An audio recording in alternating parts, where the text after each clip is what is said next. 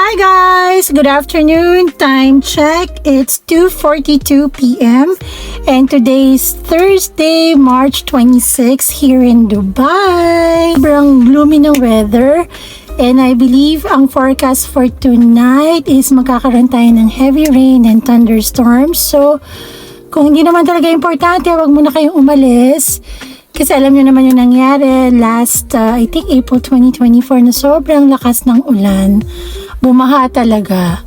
In fact, nawala pa nga yung sasakyan ko kasi nalubog sa baha yung sasakyan ko that time sa basement. Today, ang gagawin ko kasi nagkikrave ako ng munchkin sa Dunkin. So, feeling ko hindi siya magde-deliver kasi nga umuulan. So, pupunta na lang ako ng Mall of the Emirates para bumili ng munchkin kasi meron sila yung mga different flavors like choco butternut, then the pandan, the ube, tapos yung choco coconut. Yun. So, gusto ko lang siyang itry. Ewan ko, minsan kasi talaga, hindi ko makontrol yung cravings ko, lalong-lalo na kapag sa sweets. Kitang-kita naman, di ba, ang taba-taba ko. Kasi ang hilig ko talaga sa matamis. So, since dyan lang naman ako sa Mall of the Emirates, malapit lang ako kasi I'm living in Al Barsha. Ito lang yung dala ko. Small bag lang, yung small bucket bag ko. Ayan. So, what's in my bag? Kahit wala nagtatanong, gagawin ko to. Bakit ba? So, ito na nga. Yung laman niya. Syempre, yung wallet ko. Hindi na ako nagdadala talaga ng cash lately. Kasi puro digital na, di ba? Apple Pay, ganyan. Even yung physical card ko, hindi ko na rin talaga siya dinadala. Pero kasi, yung sitwasyon ngayon, mas magandang dala-dala nyo ng yung pera nyo as cash. Winidraw ko yung mga pera ko. Mga pera! Basta mas maganda cash yung hawak ninyo sa mga panahong ito na nangyayari ngayon. So, kailangan, dala mo yung cash. Ayan. And then, access card para makapasok ako sa building ng bahay namin. At ito, passport. Naka-ziplock. Dala-dala ko lagi yung passport ko ngayon kahit saan ako magpunta. As in, dala-dala ko siya. Tapos, syempre, sanitizer, hindi mawawala to. Kahit before pandemic pa, sobrang OC talaga ako. Lagi ako may sanitizer saka wipes. And then, since asthmatic ako, meron din ako nito, inhaler, para kung sakali, you know. And then, ano pa bang nandito? Oh, syempre, hindi mawawala yung eyeglasses ko. Kasi, tita na po ako. Alam mo na, batang 90s. Ganyan. So, kailangan may salamin na. Hindi na 2020 yung vision ko.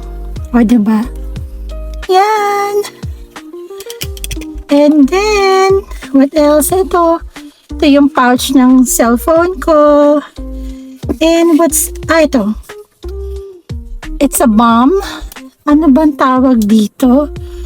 Terra Pafe Comfy Balm.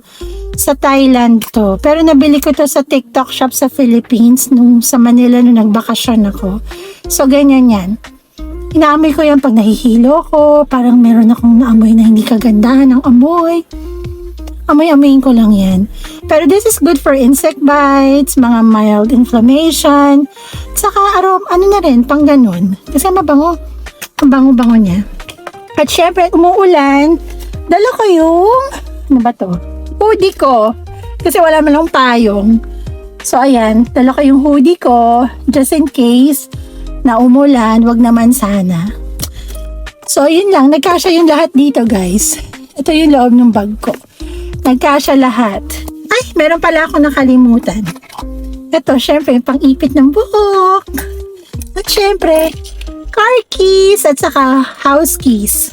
Ano makakapasok ng bahay, no? So, ayan. Yun lang, guys. Have a good one. Take care. And be safe. Bye. Thank you for watching. So, nandito na nga ako sa Mall of the Emirates. At bibili na ako ng Dunkin. Munchkins. Excited. Bata lang.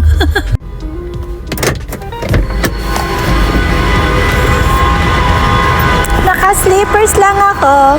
Literal na pambahay lang. Ay hala, bakit may pag-alarm ng ganon? Saan yun? So, ayan. Pili naman ang get up ko. Nakapambahay lang talaga, literal. Nakachinelas pa ako. Pero maganda naman yung slippers ko. So, nandito na nga ako sa mall.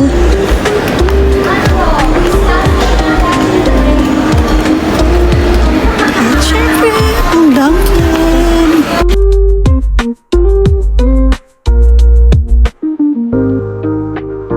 Sobrang talaga ako nag-crave